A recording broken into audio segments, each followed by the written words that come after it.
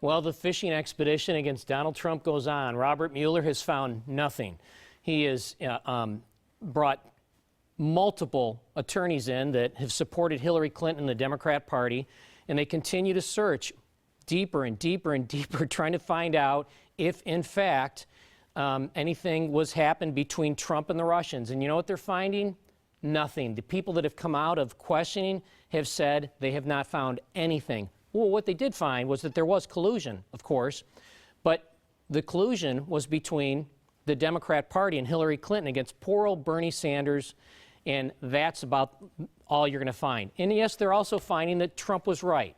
There was, in fact, surveillance going on against Donald Trump at Trump Tower, and it's all coming to truth. What concerns me about any investigation coming out of Washington, D.C., it seems to me that it depends on who has the political power at that time that influences and directs all investigations. That's the problem.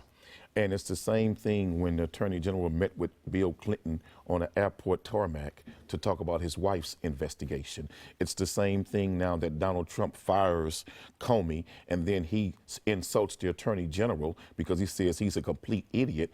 All of this is so politically motivated. The American people have lost total faith in the government to conduct a fair and transparent investigation that's based on the facts. So no matter what comes out of this investigation, there's going to be half of the American people say it's just, and another half says it's a political witch hunt.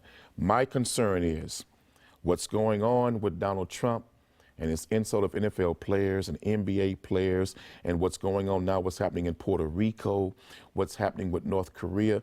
The American people are being sidetracked.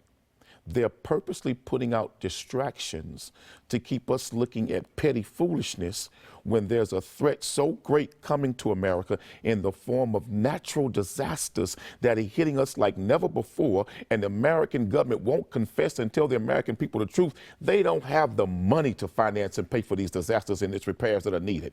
Secondly, North Korea is not doing this on their own.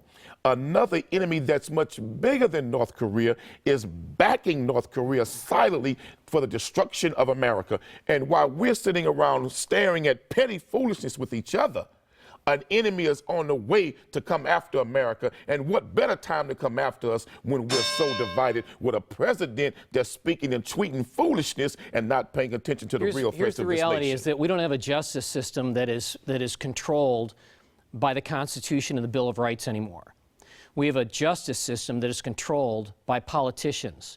And whenever you give politicians and the government more power than the Constitution ordained for them to have, you will have injustice in America, Quanell. The Constitution is fine. Where is it? How is it? Steve, where is it in the Constitution that we allow the federal government to do surveillance in the lives of private citizens? It's not the Constitution. This is wrong. It's not. You talk too much. I like to cut people off, man. It's the demons who have been elected to enforce and protect the Constitution. That's the problem.